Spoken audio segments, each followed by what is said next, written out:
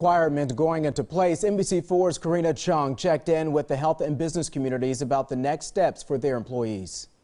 I caught up with Dr. Ian Gonsenhauser with the Ohio State Wexner Medical Center and Doug Buchanan with Columbus Business First. Both shared their perspectives on how this vaccine mandate and/or weekly testing could impact Ohio.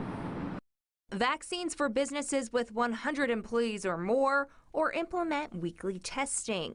Dr. Ian Gonsenhauser says he's thrilled by this part of President Joe Biden's COVID action plan. Honestly, this may be, too little too late for this Delta surge, but it could have a very significant impact the next surge that comes along, the next variant that comes along.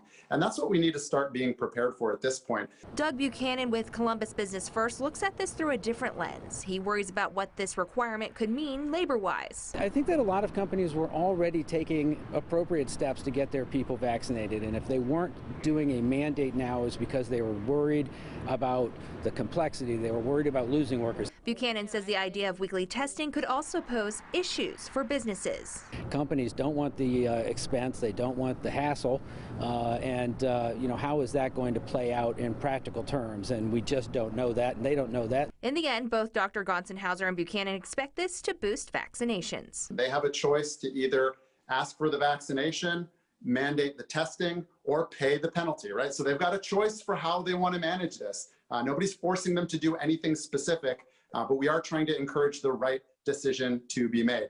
Dr. Gonsenhauser says to expect the next couple weeks to be a challenge. He says they're expecting more hospitalizations because of the rise in cases. Local for you in Columbus, I'm Karina Chung, NBC.